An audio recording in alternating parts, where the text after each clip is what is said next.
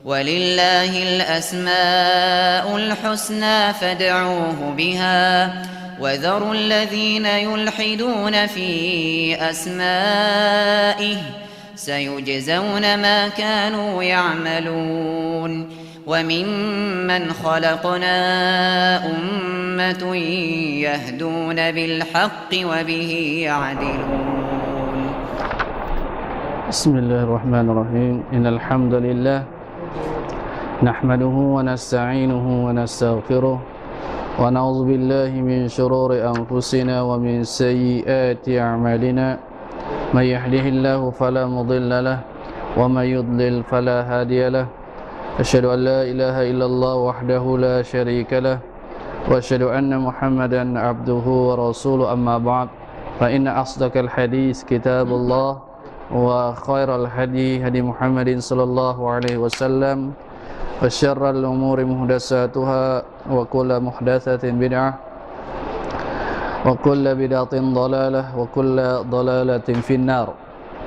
Ikhwani fid din rahimakumullah. Alhamdulillah, pada malam ini sekali lagi kita dapat berkumpul di masjid ini untuk meneruskan pengajian kita, yang mana seperti mana biasa pada malam ini, malam Khamis, kita akan mempelajari akidah, yaitu bab akidah.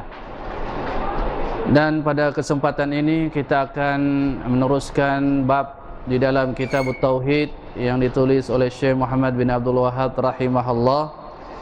Satu tajuk ataupun bab, la yuqal assalamu ala Allah. Tajuk, tidak boleh dikatakan assalamu ala Allah, salam sejahtera ke atas Allah.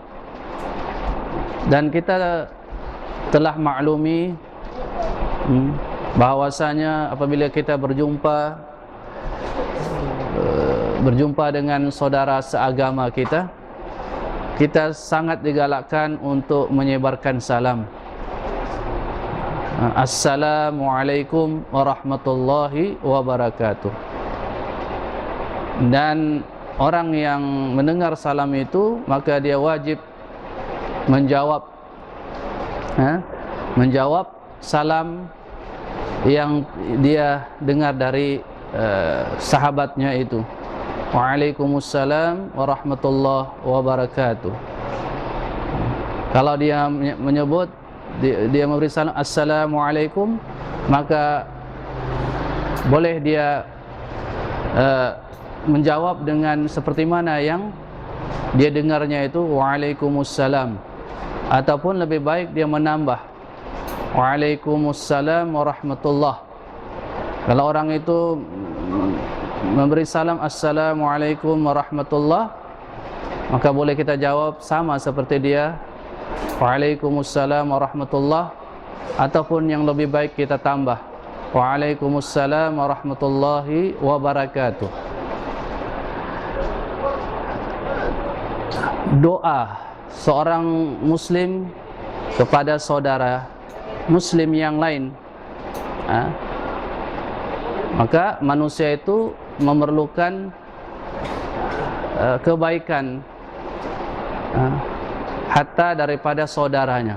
Jadi apabila kita mengucapkan salam, berarti kita telah memberikan kebaikan kepada saudara kita dengan mendoakan kesejahteraan kepadanya, dan begitu juga dia membalas salam kita dengan ucapan kita itu, ataupun ucapan yang lebih baik daripada yang kita ucapkan.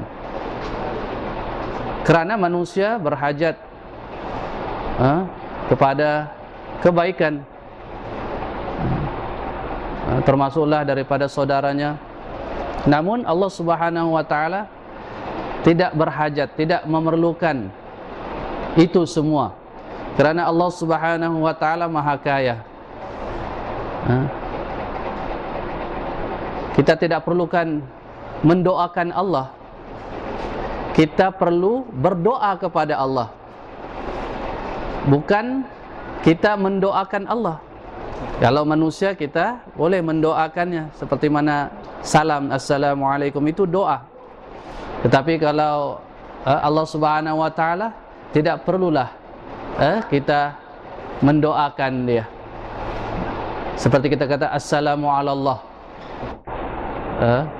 Karena Allah Subhanahu wa taala itu artinya sempurna.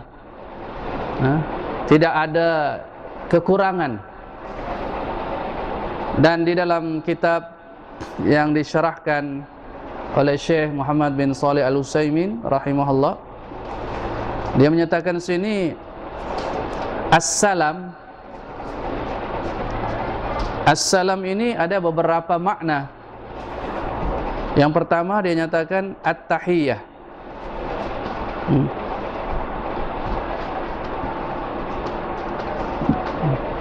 At-Tahiyyah ini penghormatan. Penghormatan. At-Tahiyyah. Yang kedua ialah As-salamatu minan naqsi wal afat. Selamat dari kekurangan dan perkara-perkara yang membinasakan. Seperti ucapan kita assalamu alayka ayyuhan nabi wa rahmatullahi wa barakatuh. Dan yang ketiga, assalam adalah salah satu nama Allah Subhanahu wa taala. Seperti mana Allah berfirman dalam surah Al-Hash ayat 23, Al-Malikul Quddusus Salam. Maknanya di sini assalam, Allah Subhanahu wa taala assalam, seperti mana yang kita nyatakan assalam dari nama Allah Subhanahu wa taala assalam itu, maka ia mengandungi sifat. Sifatnya ialah Allah Subhanahu, maknanya assalam, maknanya ialah Allah Subhanahu wa taala as-salam ataupun as-salim min kulli tamsil wa naqs. Maknanya dia bersih dari segala penyerupaan dan kekurangan. Seperti mana yang kita nyatakan Allah Subhanahu wa taala sempurna. Manusia itu serba kekurangan dan kelemahan. Ada di antara nama Allah Subhanahu wa taala itu As-Salam. Yaitu Allah Subhanahu wa taala ini maknanya bersih dari segala penyerupaan dan kekurangan. Laisa kamitslihi syai' wa huwas samiul basir. Allah itu tidaklah sama dengan sesuatu pun, dan Allah maha mendengar lagi maha melihat. Allah mendengar, Allah maha mendengar, Allah maha melihat, tetapi tidak sama pendengaran Allah dengan pendengaran makhluknya. Tentulah pendengaran Allah itu sempurna, tidak ada cacat, tidak ada kekurangan dari segala sudut. Tidak seperti pendengaran kita, penglihatan kita terbatas. Kita hanya mampu mendengar hingga kepada jarak yang tertentu. Begitu juga penglihatan kita. Namun Allah Subhanahu wa taala memiliki sifat yang sempurna. Sifat yang sempurna maknanya tidak kedapatan ataupun tidak terdapat pada sifat-sifat Allah itu kekurangan, kecacatan dari segala sudut.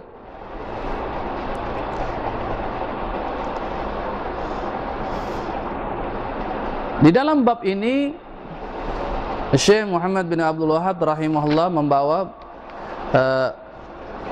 satu keterangan, yaitu wa fi sahih an ibni Mas'ud radhiyallahu anhu qala kunna kunna ma'an nabiy sallallahu alaihi wasallam fi sholati qulna assalamu ala Allahi min ibadihi assalamu ala fulan wa fulan Faqala an-nabi sallallahu alaihi wasallam, la taqulu assalamu ala Allah, fa inna Allaha huwas salam. Hadis ini diriwayatkan oleh Al-Bukhari di dalam kitabnya Sahih Al-Bukhari, di dalam tentang sifat salat. Dan begitu juga hadis ini diriwayatkan oleh Muslim di dalam kitab sahihnya, juga di dalam kitab shalah bab tasyahud fi shalah. Daripada Ibnu Mas'ud, daripada Ibnu Mas'ud radhiyallahu anhu, Abdullah bin Mas'ud radhiyallahu anhu, dia menyatakan, adalah kami apabila kami bersama dengan Nabi sallallahu alaihi wasallam di dalam salat, kulna, kami ucapkan, yaitu ketika mereka duduk tasyahud akhir, duduk tasyahud akhir, mereka pun ada mengucapkan assalamu ala Allah min ibadihi, assalamu ala Allah min ibadihi, assalamu ala fulan wa fulan, assalam, salam ke atas Allah. Maknanya mereka mendoakan Allah. Artinya assalam itu ialah mereka memberi penghormatan, assalamu ala Allah, dari kalangan hamba-hambanya, salam ke atas si fulan, salam ke atas si fulan. Maka Nabi SAW pun apabila mendengar ucapan mereka itu, Nabi pun bersabda, la taqulu assalamu ala Allah, jangan kamu ucapkan assalamu ala Allah, fa inna Allah wassalam, kerana Allah Subhanahu wa taala itu dia adalah assalam, dia adalah assalam.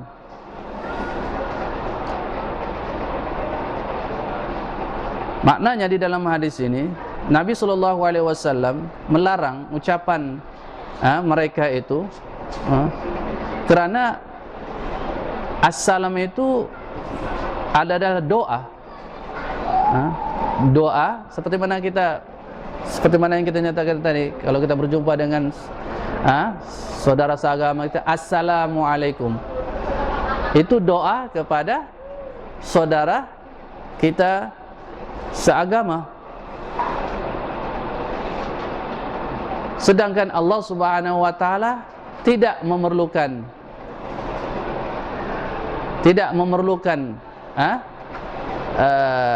perkara itu, kerana dia maha kaya. Dialah yang memiliki, yang memberikan kesejahteraan, keselamatan. Jadi kita sebagai hamba-hamba Allah, kita wajib berdoa kepada Allah, bukan Allah itu didoakan. Seperti mana kita mengucapkan salam kepada saudara seagama kita, berarti kita mendoakan dia. Allah Subhanahu wa taala tidak perlu itu semua, kerana dialah yang memberikan keselamatan, kesejahteraan. Maka tidak perlu dia didoakan. Tidak seperti manusia yang sangat memerlukan keselamatan, kesejahteraan dan sebagainya. Baik.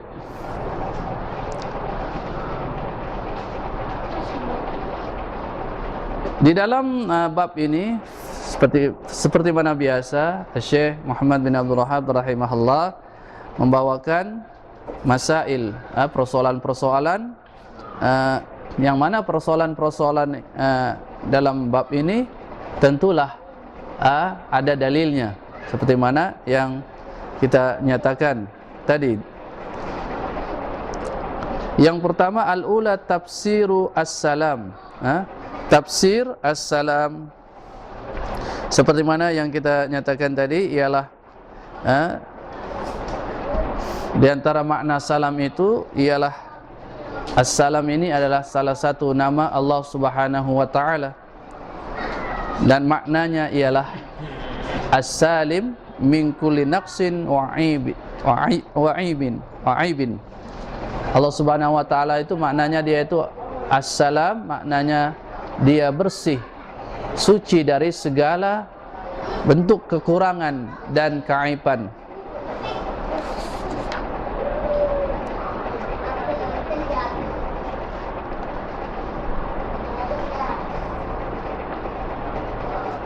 Kemudian yang kedua, as-sani annahu tahiyyah. Bahwasanya as-salam ini maknanya ialah seperti mana yang kita nyatakan tadi, di antara makna as-salam itu ialah at-tahiyyah. At-tahiyyah yaitu penghormatan.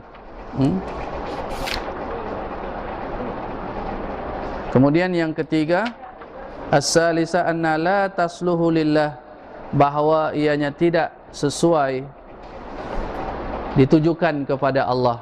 Seperti mana dalam hadis ketika mereka mengucapkan assalamu ala Allah,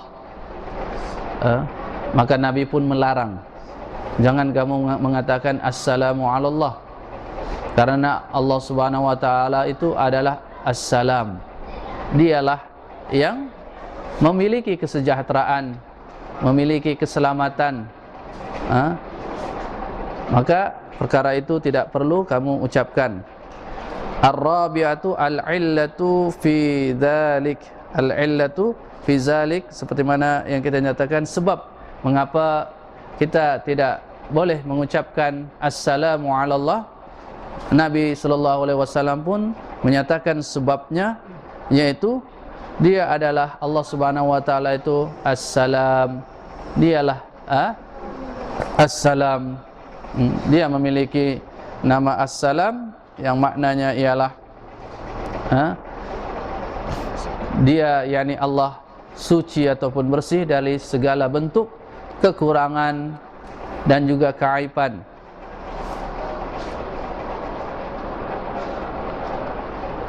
Kemudian yang kelima, ta'limuhum at-tahiyyata allati tasluhu lillah. Kemudian dalam yang kelima ini Nabi mengajarkan mereka at-tahiyyah. At-tahiyyah seperti mana kita membaca tasyahud akhir, at-tahiyyatu lillah, kan? Dan seterusnya. Kita apabila kita duduk tasyahud akhir, kita baca at-tahiyyah, at-tahiyyatu lillah, dan seterusnya. Ini adalah perkara yang diajarkan oleh Nabi sallallahu alaihi wasallam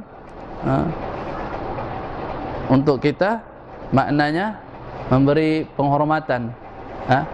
At-tahiyyatu wassalawatu wattayyibatu lillah, dan seterusnya. Itu boleh, dan itu diajarkan oleh Nabi sallallahu alaihi wasallam. Dan hubung kait hadis ini dengan Kitabut Tauhid, apabila seseorang itu mengucapkan assalamu ala Allah, berarti itu merupakan doa keselamatan daripada kekurangan dan keaiban. Dan apabila kita sebut assalamu ala Allah, maka perkara itu akan mengurangkan, mencacatkan tauhid kita kepada Allah Subhanahu wa taala. Karena apabila kita mengucapkan assalamu ala Allah, berarti Allah Subhanahu wa taala itu memerlukan doa. Dan Allah Subhanahu wa taala sebenarnya membersihkan dirinya suci daripada kekurangan, keaiban. Maka tidak perlu diucapkan assalamu ala Allah, karena Allah Subhanahu wa taala itu sempurna, maha kaya, dan bersih dari segala bentuk kekurangan dan keaiban.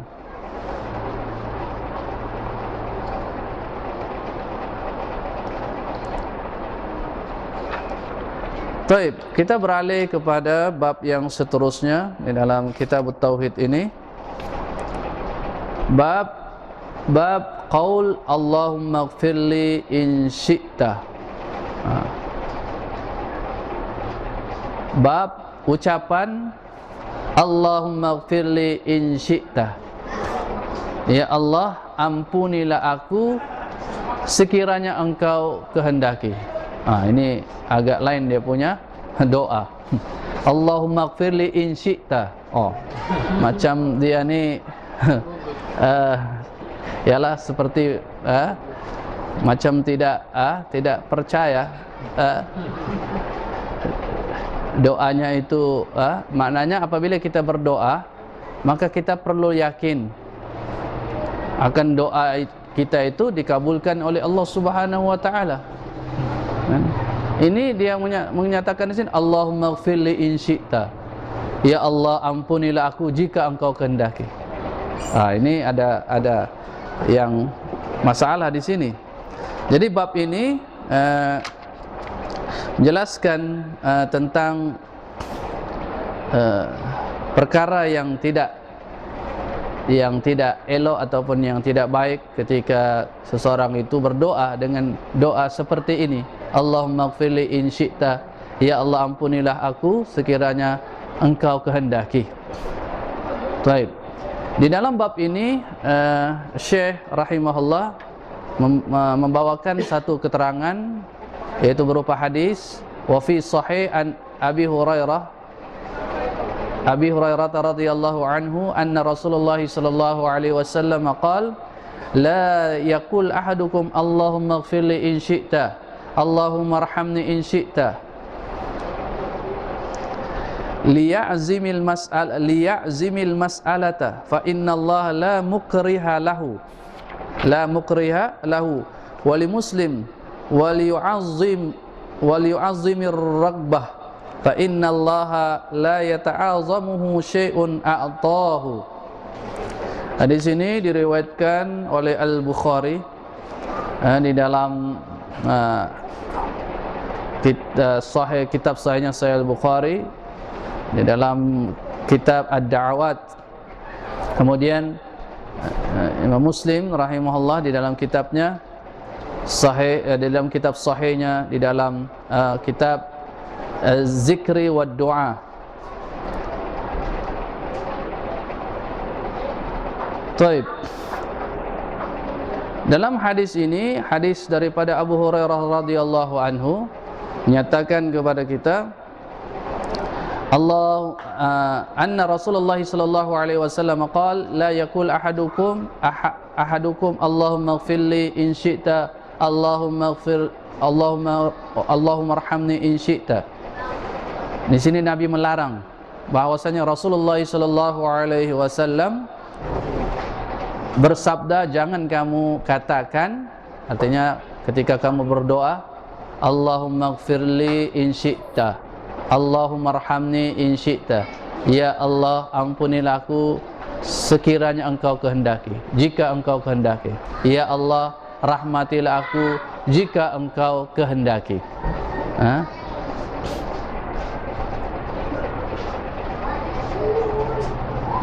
Jadi maknanya di sini seperti mana yang kita tahu bahwa kita adalah hamba-hamba Allah yang senantiasa berhajat dan memerlukan Allah.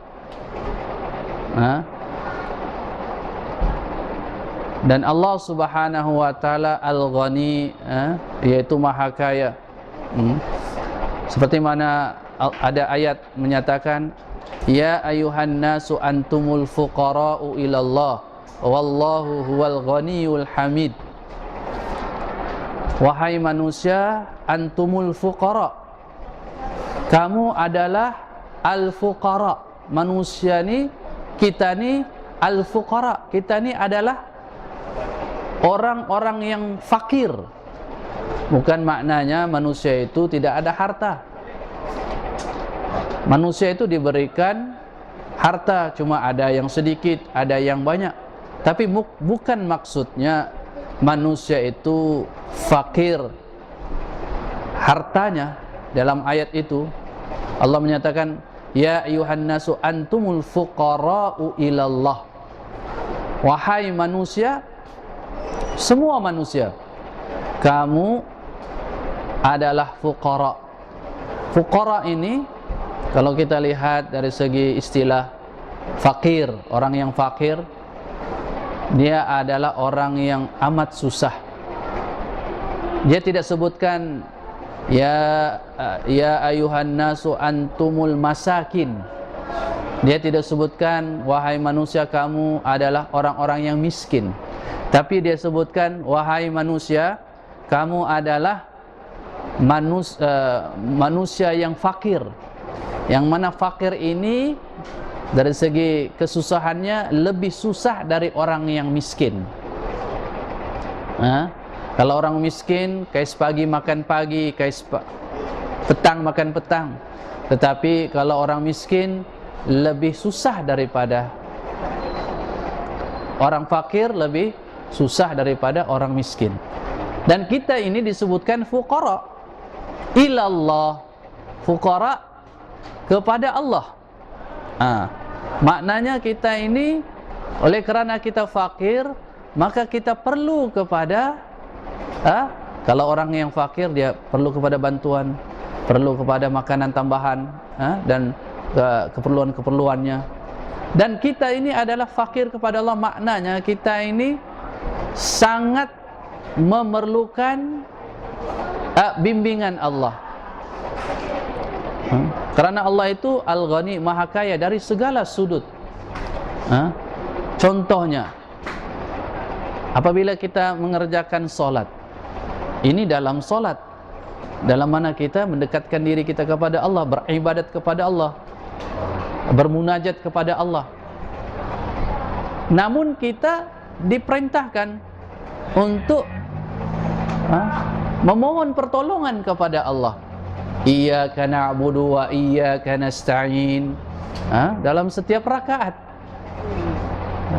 iyyaka na'budu wa iyyaka nasta'in, hanya kepadamu ya Allah kami beribadah, dan hanya kepadamu ya Allah kami memohon pertolongan. Itu kita di dalam solat. Apalagi kita di luar solat, maka kita sangat memerlukan Allah, bimbingannya, petunjuknya. Kalaulah di dalam solat kita diperintahkan untuk memohon pertolongan kepada Allah, kerana di dalam solat pun ada gangguan. Syaitan mengganggu manusia itu ketika solat. Dan apabila kita selesai solat, maka lebih hebat lagi dia punya gangguan. Banyak lagi gangguan-gangguannya. Maka kita apabila kita sudah memohon pertolongan kepada Allah di dalam solat, maka Allah Subhanahu wa taala akan menolong kita, memberi pertolongan kita apabila semasa kita solat, dan juga apabila kita keluar solat. Dalam arti kata, kita senantiasa memohon perlindungan, pertolongan kepada Allah Subhanahu wa taala. Dan dalam hadis ini Nabi sallallahu alaihi wasallam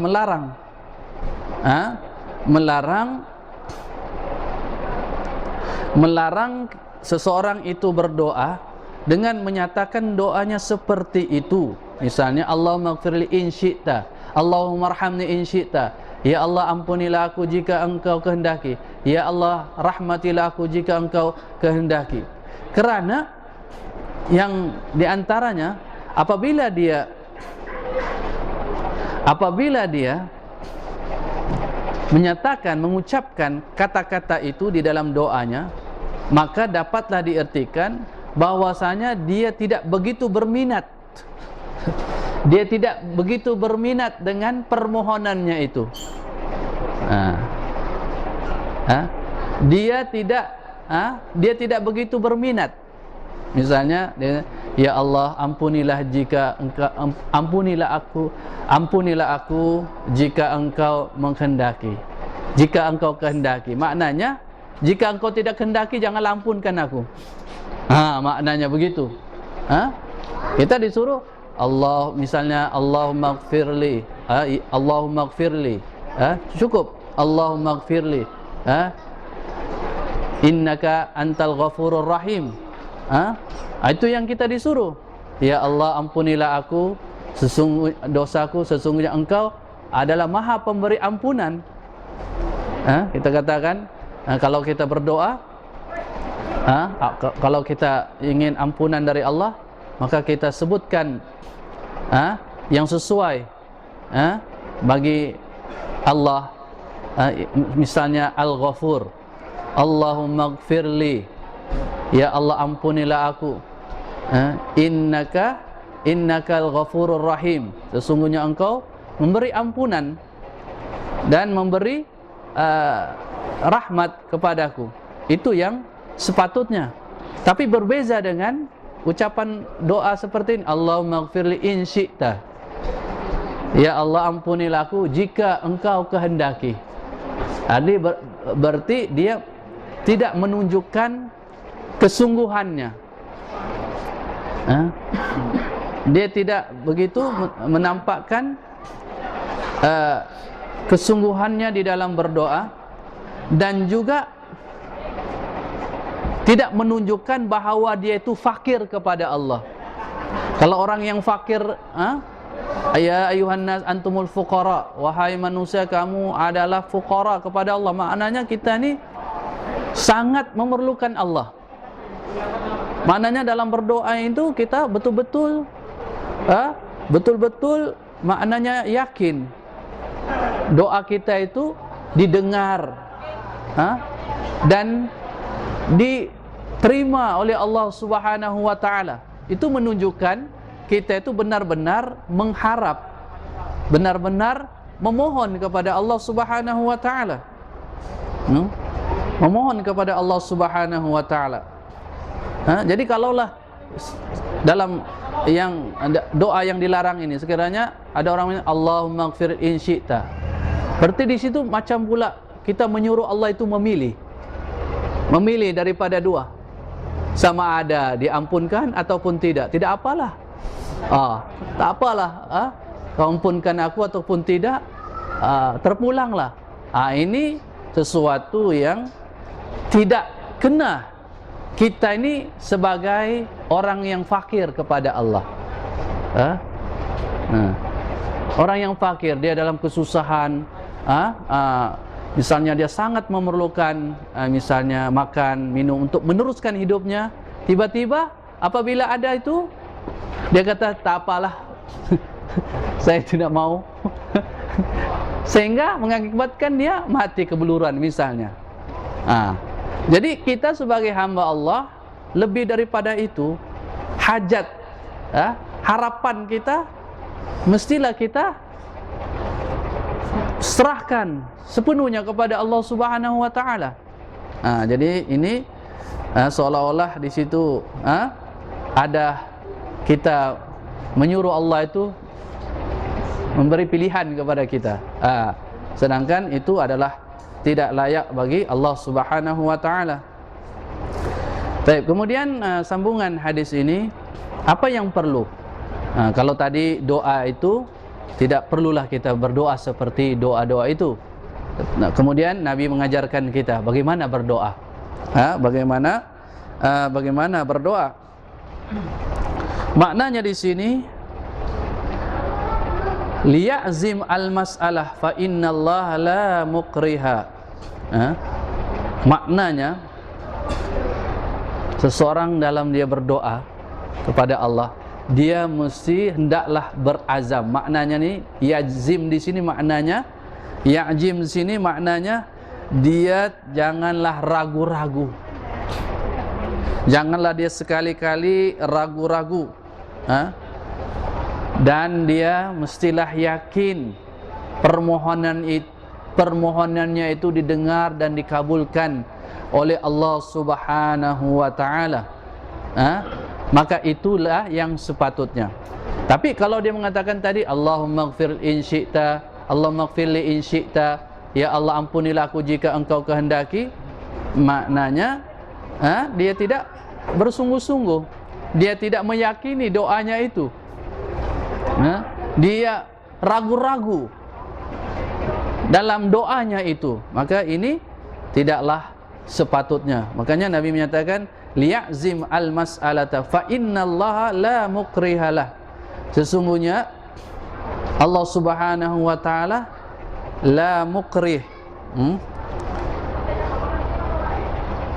Maknanya Allah Subhanahu wa taala tidaklah ia itu dipaksa.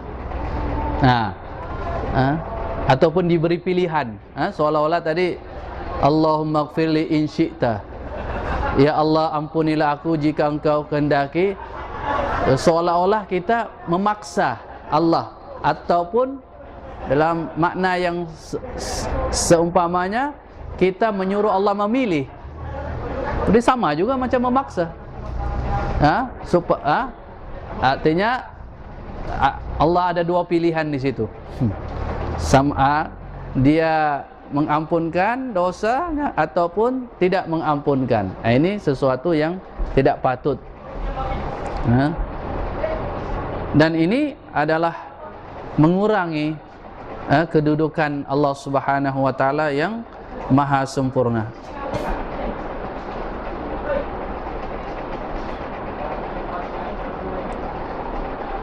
Wali Muslim, dan riwayat Muslim, wali yu'azzimur raghbah fa innallaha la yata'azzamu syai'un a'tahu. Maknanya di sini ialah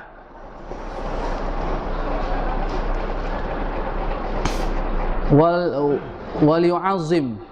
Wal yu'azzim maknanya hendaklah seseorang itu, maknanya bersungguh-sungguh memohon, bersungguh-sungguh memohon, doanya itu bersungguh-sungguh memohon, doanya itu fa innallaha la yata'azzamu syai'un a'tah. Sesungguhnya Allah Subhanahu wa taala tidaklah, maknanya tidaklah dia itu berat untuk membagi sesuatu kepada hambanya. Allah itu amat mudah bagi Allah itu memberikan apa yang dipohonkan oleh Allah, oleh hamba-hambanya, sama ada permohonan itu kecil ataupun besar.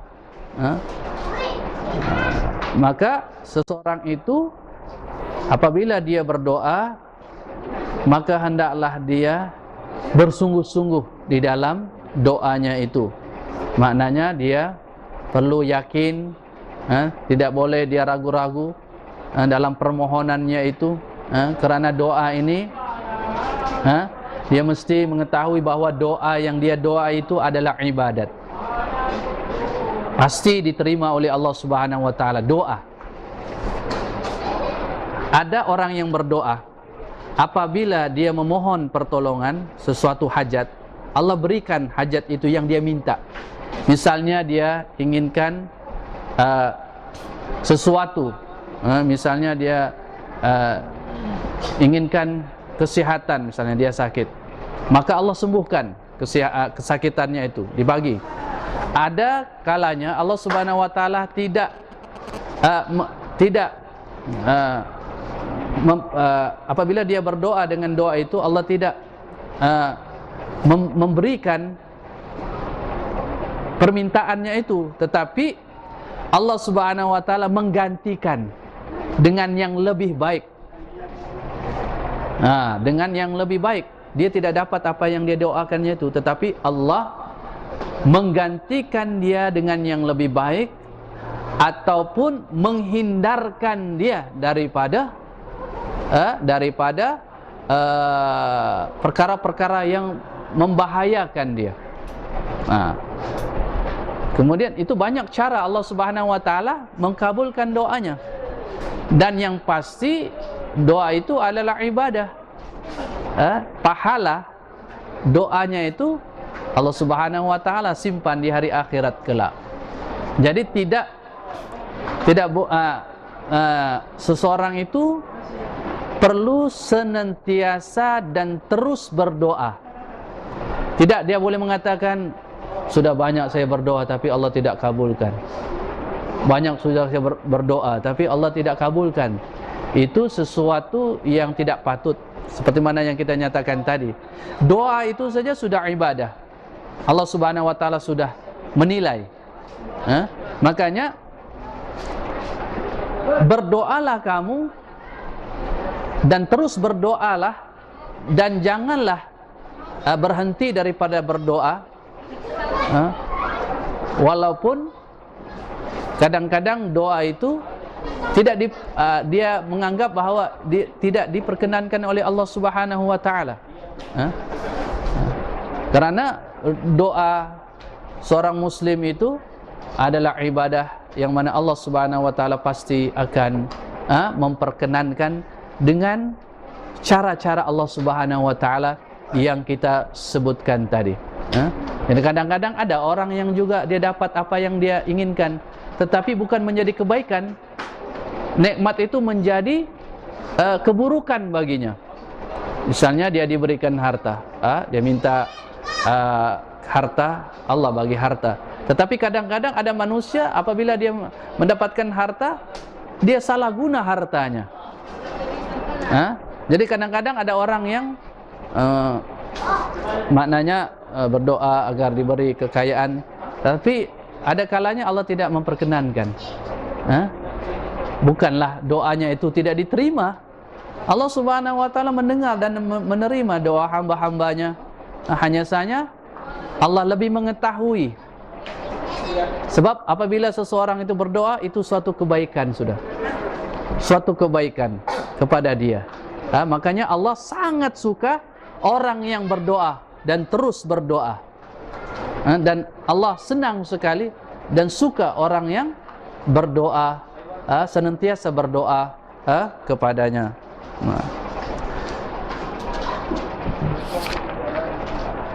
Jadi itulah ataupun apa yang kita dapat pelajari dalam bab ini. Maknanya Allah Subhanahu wa taala itu seperti mana yang kita ketahui, dia Al-Ghani, Maha Kaya. Maknanya Maha Kaya ini dia tidak ada satupun kekurangan dan kecacatan. Kekurangan dan kecacatan Allah Subhanahu wa taala itu maha sempurna. Jadi maknanya apabila kita berdoa, kita perlu yakin. Tidak boleh kita ragu-ragu di dalam doa kita, seperti mana yang Nabi sallallahu alaihi wasallam larang tadi. Berdoa dengan Allahumma ighfirli in syi'ta, Allahumma arhamni in syi'ta. Ya Allah, ampunilah aku jika Engkau kehendaki. Berarti Allah Subhanahu wa taala itu tidak begitu sempurna sehingga kita suruh dia memilih dua perkara, sama ada diampunkan ataupun tidak. Jadi maghfirah Allah Subhanahu wa taala ini sangat diperlukan oleh semua orang. Hatta Nabi sallallahu alaihi wasallam yang sudah diampunkan dosanya, Nabi terus meminta ampunan kepada Allah Subhanahu wa taala. Memohon ampunan kepada Allah Subhanahu wa taala, kerana ampunan ini membawa orang kepada al-jannah. Bayangkan dia kata, ya Allah, jika Engkau ampunkan, ampunkanlah. Jika Engkau tidak ampunkan, tidak apalah. Maknanya orang yang tidak diampunkan oleh Allah, jalannya menuju ke neraka, azab Allah Subhanahu wa taala. Orang yang diampunkan Allah, jalannya ilal jannah, ke syurga. Jadi mestilah seseorang itu bersungguh-sungguh berdoa, terutama memohon ampunan kepada Allah Subhanahu wa taala di atas dosa-dosa yang dia lakukan. Kerana dosa ini amat berbahaya. Dia akan membawa seseorang itu kepada kebinasaan, kecelakaan, yaitu azab neraka. Manakala orang yang mendapat maghfirah ampunan Allah, tentulah Allah akan tempatkan dia di tempat yang sangat mulia, yaitu al-jannah. Maka dengan apa? Dengan cara dia berdoa dan terus berdoa kepada Allah Subhanahu wa taala. Jadi Ini yang dapat kita sampaikan untuk kuliah akidah kita pada malam ini. Sedikit sebanyak apa yang kita pelajari pada kesempatan ini, mudah-mudahan Allah Subhanahu wa taala memberikan ilmu yang bermanfaat kepada kita agar kita dapat mengamalkan dan menjadikan amalan kita di dalam kehidupan kita ini, terutama di dalam memahami akidah yang benar, di samping mengetahui akidah yang tidak benar agar kita jauhi. Mudah-mudahan Allah senantiasa memberikan keimanan yang